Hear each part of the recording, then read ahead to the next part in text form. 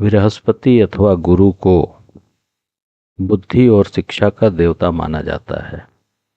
कहा गया है कि गुरुवार को बृहस्पति देव की पूजा करने से अथवा कथा को सुनने मात्र से बुद्धि की विकृति दूर होने के साथ ही धन, विद्या, पुत्र व अन्य मनोवांछित फल की प्राप्ति होती है।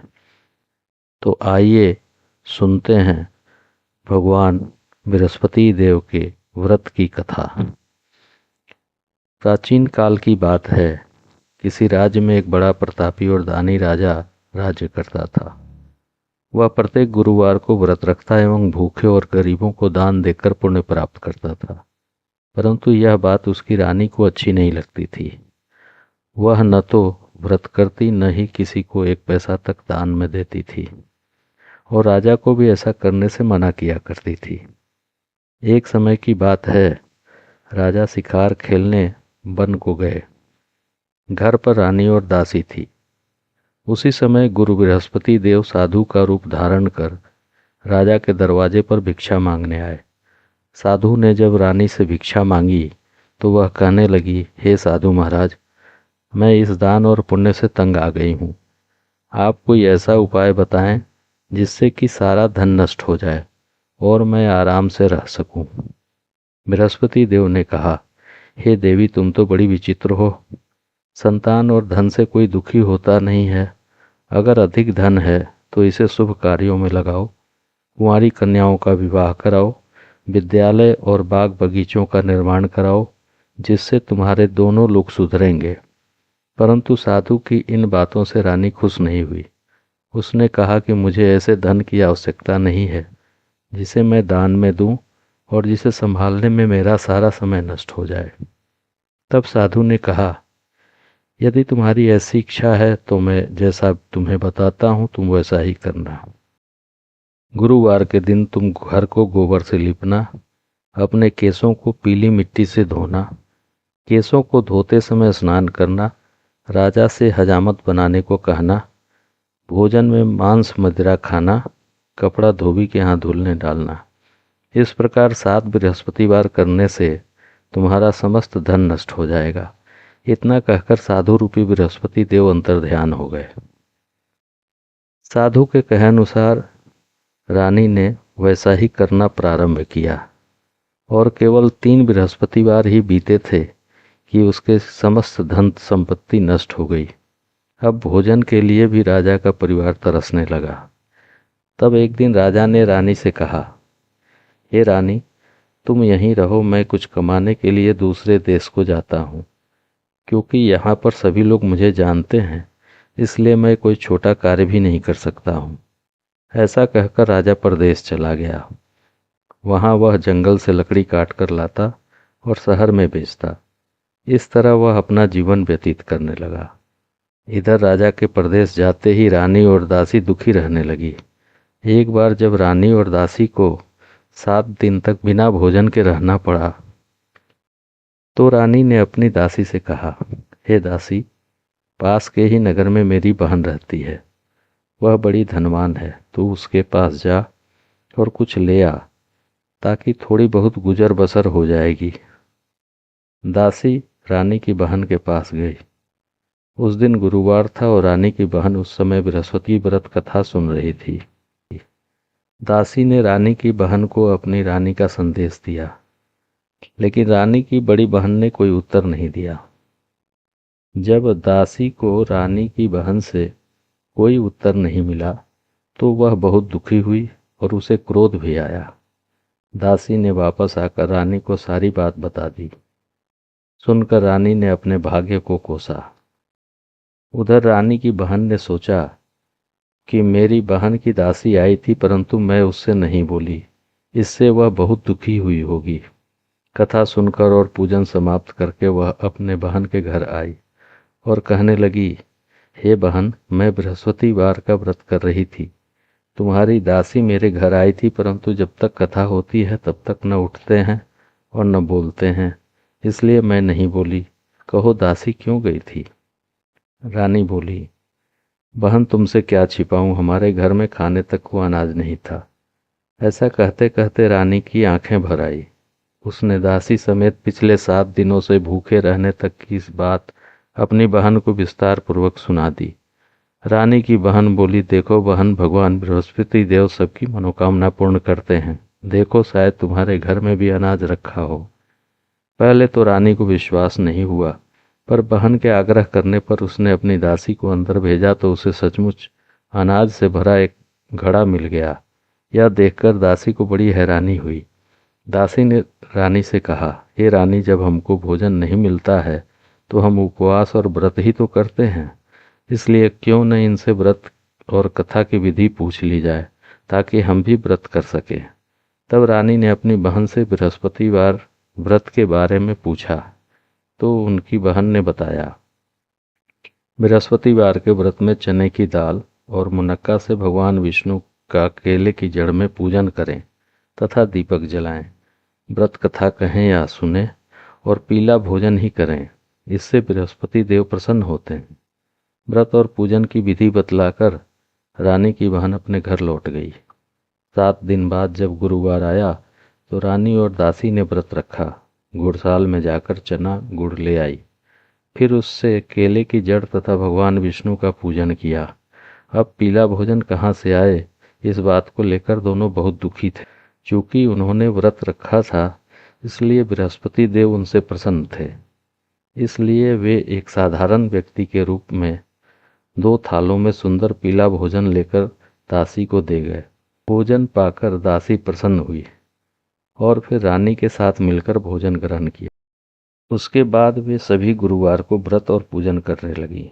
बृहस्पति भगवान की कृपा से उनके पास फिर से धन संपत्ति आ गई। लोग यह बताकर भी धन वापस दे गए कि कभी उधार लिया था, परंतु रानी फिर से पहले की तरह आलस्य करने लगी। तब दासी बोली, देखो रानी, तुम पहले भी इसी प्रकार आलस्य करती थी। तुम्हें धन रखने में कष्ट होता था, इस कारण सभी धन नष्ट हो गया, और अब जब भगवान बृहस्पति की कृपा से धन मिला है तो तुम्हें फिर से आलस्य होता है। रानी को समझाते हुए दासी कहती है कि बड़ी मुसीबतों के बाद हमने यह धन पाया है, इसलिए हमें दान पुण्य करना चाहिए, भूखे मनुष्यों को भोजन कराना चाहिए और धन को शुभ कार्यों में खर्च करना चाहिए, जिससे तुम्हारे कुल का यश बढ़ेगा, स्वर्ग की प्राप्ति होगी और पितृदेव प्रसन्न होंगे। दासी की बात मानकर रानी अब अपना धन शुभ कार्यों में खर्च करने लगी, जिससे पूरे नगर में उसका यश फैलने लगा। दूसरी ओर प्रदेश में राजा बड़े परिश्रम के बाद भी अपने लिए रोज केवल भोजन ही जुटा पाता था। एक दिन दुखी होकर जंगल में एक पेड़ के नीचे आसन जमाकर बैठ गया। वह अपनी दशा को याद करके व्याकुल होने लगा।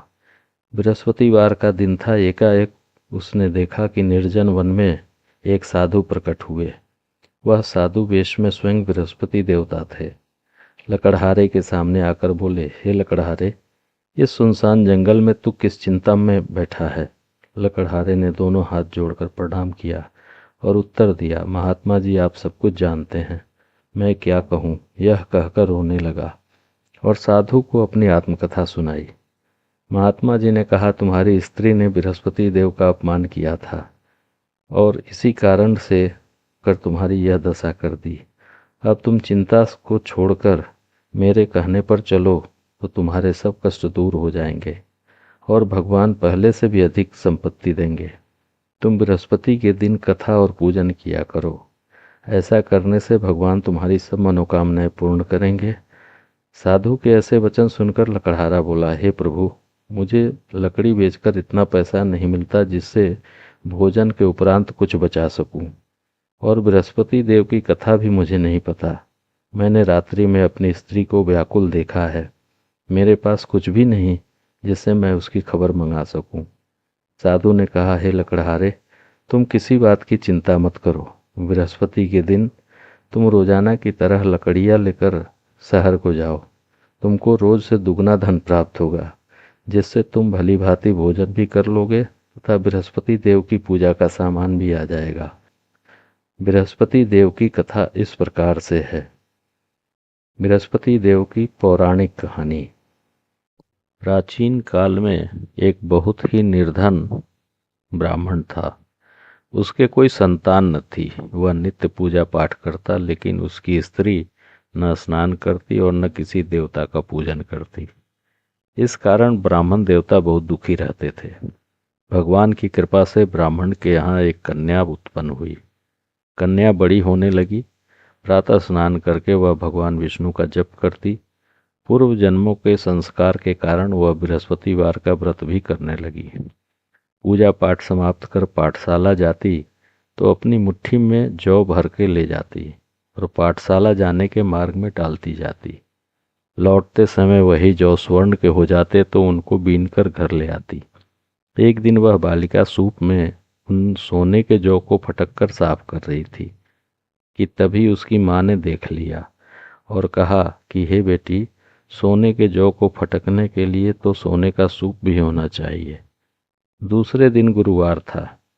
कन्या ने व्रत रखा और बृहस्पति देव से सोने का सूप देने की प्रार्थना की। बृहस्पति देव ने उसकी प्रार्थना स्वीकार कर ली। रोजाना की तरह वह कन्या जौ फैलाती हुई पाठशाला चली गई। पाठशाला से लौटकर जब वह जौ बीन रही थी तो बृहस्पति देव की कृपा से उसे सोने का सूप मिला। उसे वह घर ले आई और उससे जौ साफ करने लगी, परंतु उसकी माँ का वही ढंग रहा। एक दिन की बात है। कन्या सोने के सूप में जब जौ साफ कर रही थी, उस समय उस नगर का राजकुमार वहां से निकला। कन्या के रूप और कार्य को देखकर वह उस पर मोहित हो गया। राजमहल आकर वह भोजन तथा जल त्याग कर उदास होकर लेट गया। राजा को जब राजकुमार द्वारा अन्न जल त्यागने का समाचार ज्ञात हुआ तो अपने मंत्रियों के साथ वह अपने पुत्र के पास गया और कारण पूछा। राजकुमार ने राजा को अपनी इच्छा के साथ ही उस लड़की के घर का पता भी बतला दिया। मंत्री उस लड़की के घर गए। मंत्री ने ब्राह्मण के समक्ष राजा की ओर से निवेदन किया। कुछ ही दिनों बाद ब्राह्मण की कन्या का विवाह राजकुमार के साथ संपन्न हो गया। कन्या के घर से जाते ही ब्राह्मण के घर में पहले की भांति गरीबी का निवास हो गया। एक दिन दुखी होकर ब्राह्मण अपनी पुत्री से मिलने गए। बेटी ने पिता की अवस्था को देखा और अपनी माँ का हाल पूछा। ब्राह्मण ने सभी हाल का सुनाया। कन्या ने बहुत सा धन देकर अपने पिता को विदा कर दिया, लेकिन कुछ दिन बाद फिर वही हाल हो गया। ब्राह्मण फिर अपनी कन्या के यहाँ गया। सभी हाल कहा तो पुत्री बोली, हे पिताजी, आप माता जी को यहाँ लिवा लाओ। मैं उन्हें वह विधि बतला दूंगी जिससे गरीबी दूर हो जाए। ब्राह्मण देवता अपनी स्त्री को साथ लेकर अपनी पुत्री के पास राजमहल पहुंचे तो पुत्री अपनी माँ को समझाने लगी, हे माँ, तुम प्रातःकाल स्नान आदि करके विष्णु भगवान का पूजन करो तो सब दरिद्रता दूर हो जाएगी। परंतु उसकी माँ ने उसकी एक बात भी नहीं मानी। वह प्रातःकाल उठकर अपनी पुत्री और बच्चों की बची जूठन को खा लेती थी। एक दिन उसकी पुत्री को बहुत गुस्सा आया। उसने अपनी माँ को बुलाकर बुधवार की रात में एक कोठरी में बंद कर दिया। प्रातः उसे स्नान आदि कराकर पूजा पाठ करवाया तो उसकी माँ की भी बुद्धि ठीक हो गई। इसके बाद वह नियम से पूजा पाठ करने लगी और प्रत्येक बृहस्पतिवार को व्रत करने लगी। इस व्रत के प्रभाव से मृत्यु के बाद वह स्वर्ग को गई। वह ब्राह्मण भी सुखपूर्वक इस लोक का सुख भोग कर स्वर्ग को प्राप्त हुए। इस तरह कहानी कहकर साधु अंतर्ध्यान हो गए। धीरे धीरे समय व्यतीत होने पर फिर वही बृहस्पतिवार का दिन आया। लकड़हारा जंगल से लकड़ी काटकर किसी शहर में बेचने गया। उसे उस दिन और दिनों से अधिक पैसा मिला। राजा ने चना गुड़ आदि लाकर गुरुवार का व्रत किया। उस दिन से उसके सभी क्लेश दूर हुए। परंतु जब दोबारा गुरुवार का दिन आया तो बृहस्पतिवार का व्रत करना भूल गया। इस कारण बृहस्पति देव नाराज हो गए। उस दिन उस नगर के राजा ने विशाल यज्ञ का आयोजन किया था तथा शहर में यह घोषणा करा दी कि कोई भी मनुष्य अपने घर में भोजन न बनावे न आग जलावे। समस्त जनता मेरे यहाँ भोजन करने आवे। इस आज्ञा को जो न मानेगा उसे फांसी की सजा दी जाएगी। इस तरह की घोषणा संपूर्ण नगर में करवा दी गई। राजा की आज्ञा अनुसार शहर के सभी लोग भोजन करने गए, लेकिन लकड़हारा कुछ देर से पहुंचा, इसलिए राजा उसको अपने साथ घर लिवा ले गए। और ले जाकर भोजन करा रहे थे तो रानी की दृष्टि उस खूंटी पर पड़ी जिस पर उसका हार लटका था। वह वहां पर दिखाई नहीं दिया। रानी ने निश्चय किया कि मेरा हार इस मनुष्य ने चुरा लिया है। उसी समय सिपाहियों को बुलाकर उसको कारागार में डलवा दिया। जब लकड़हारा कारागार में पड़ गया तो बहुत दुखी होकर विचार करने लगा कि न जाने कौन से पूर्व जन्म के कर्म से मुझे यह दुख प्राप्त हुआ है, और उसी साधु को याद करने लगा जो कि जंगल में मिला था। उसी समय तत्काल बृहस्पति देव साधु के रूप में प्रकट हुए और उसकी दशा को देखकर कहने लगे, अरे मूर्ख, तूने बृहस्पति देव की कथा पूर्णाहुति के बिना ही छोड़ दी। इस कारण ही तुझे दुख प्राप्त हुआ है। अब चिंता मत कर, बृहस्पतिवार के दिन कारागार के दरवाजे पर 4 पैसे पड़े मिलेंगे। उनसे तू बृहस्पति देव की पूजा करना, तेरे सभी कष्ट दूर हो जाएंगे। बृहस्पति के दिन उसे 4 पैसे मिले। लकड़हारे ने पहरेदार की सहायता से पूजन किया और कथा कही।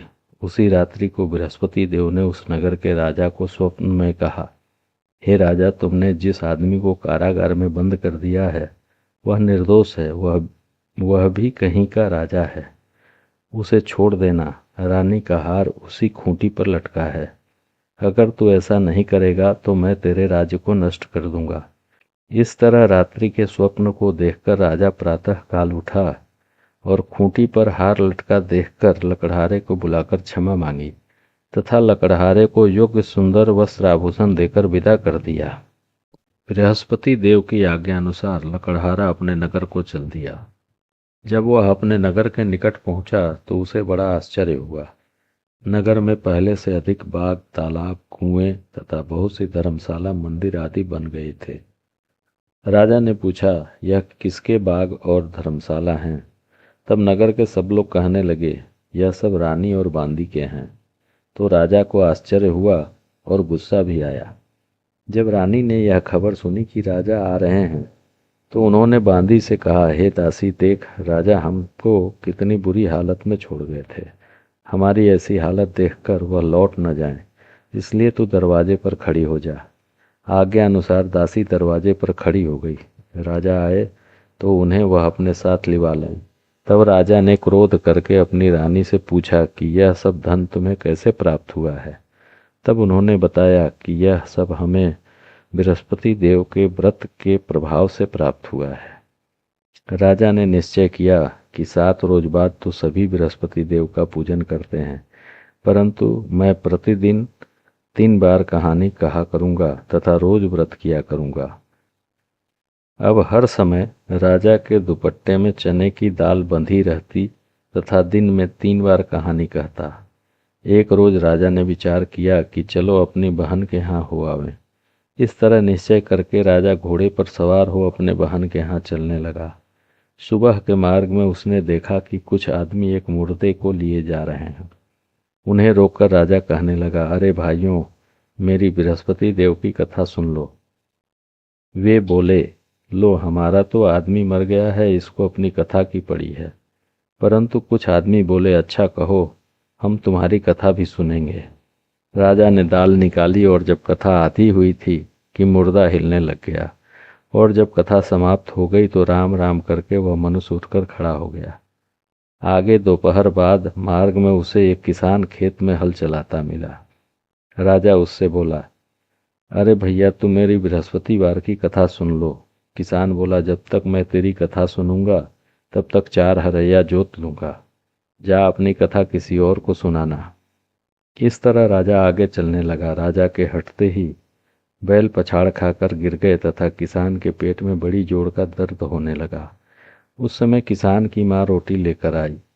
उसने जब यह देखा तो अपने पुत्र से सब हाल पूछा और बेटे ने सभी हाल कह दिया तो बुढ़िया दौड़ी दौड़ी उस घुड़सवार के पास गई और उससे बोली कि मैं तेरी कथा सुनूंगी, तू अपनी कथा मेरे खेत पर चलकर ही कहना। राजा ने बुढ़िया के खेत पर जाकर कथा कही, जिसके सुनते ही वह बैल उठ खड़े हुए तथा किसान के पेट का दर्द भी बंद हो गया। राजा अपनी बहन के घर पहुंचा। बहन ने भाई की खूब मेहमानी की। दूसरे रोज प्रातः काल राजा जगा तो वह देखने लगा कि सभी लोग भोजन कर रहे हैं। राजा ने अपनी बहन से कहा, ऐसा कोई मनुष्य है जिसने भोजन नहीं किया हो? मेरी बृहस्पतिवार की कथा सुन ले। बहन बोली, भैया यह देश ऐसा ही है, यहाँ पहले लोग भोजन करते हैं, बाद में अन्य काम करते हैं। अगर कोई पड़ोस में हो तो मैं देख कर आती हूँ। वह ऐसा कहकर देखने चली गई, परंतु उसे ऐसा कोई व्यक्ति नहीं मिला जिसने भोजन न किया हो। अतः वह एक कुम्हार के घर गई जिसका लड़का बीमार था। उसे मालूम हुआ कि उनके यहाँ 3 रोज से किसी ने भोजन नहीं किया है। रानी ने अपने भाई की कथा सुनने के लिए कुम्हार से कहा तो वह तैयार हो गया। राजा ने जाकर बृहस्पतिवार की कथा कही, जिसको सुनकर उसका लड़का ठीक हो गया। अब तो राजा की प्रशंसा होने लगी। एक रोज राजा ने अपनी बहन से कहा, हे बहन, अब हम अपने घर को जाएंगे, तुम भी तैयार हो जाओ। राजा की बहन ने अपनी सास से कही। सास ने कहा, हाँ चली जा, परंतु अपने लड़कों को मत ले जाना, क्योंकि तेरे भाई के कोई औलाद नहीं है। बहन ने अपने भैया से कहा, हे भैया, मैं तो चलूंगी, परंतु कोई बालक नहीं जाएगा। राजा बोला, जब कोई बालक नहीं चलेगा तब तुम ही क्या करोगी? बड़े दुखी मन से राजा अपने नगर को लौट आया। राजा ने अपनी रानी से कहा, हम निर्वंशी हैं, हमारा मुंह देखने का धर्म नहीं है और कुछ भोजन आदि नहीं किया।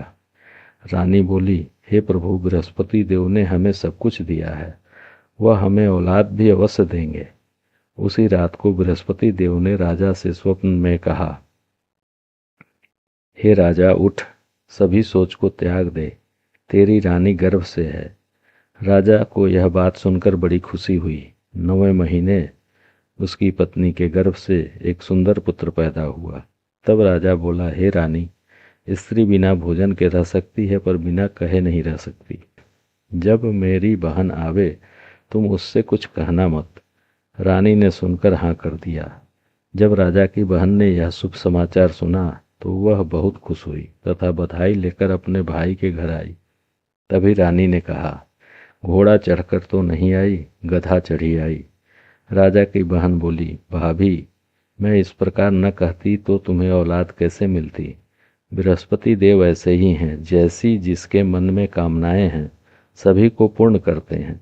जो सद्भावना पूर्वक बृहस्पतिवार का व्रत करता है एवं कथा पढ़ता है अथवा सुनता है, दूसरों को सुनाता है, बृहस्पति देव उसकी सभी मनोकामनाएं पूर्ण करते हैं। भगवान बृहस्पति देव उसकी सदैव रक्षा करते हैं। संसार में जो मनुष्य सद्भावना से भगवान जी का पूजन व्रत सच्चे हृदय से करते हैं तो उनकी सभी मनोकामनाएं भगवान पूर्ण करते हैं। जैसी सच्ची भावना से रानी और राजा ने उनकी कथा का गुणगान किया तो उनकी सभी इच्छाएं बृहस्पति देव जी ने पूर्ण की थीं। इसलिए पूर्ण कथा सुनने के बाद प्रसाद लेकर जाना चाहिए। हृदय से उनका मनन करते हुए जयकारा बोलना चाहिए। बोलो बृहस्पति देव भगवान की जय, विष्णु भगवान की जय, श्री राम दरबार की जय।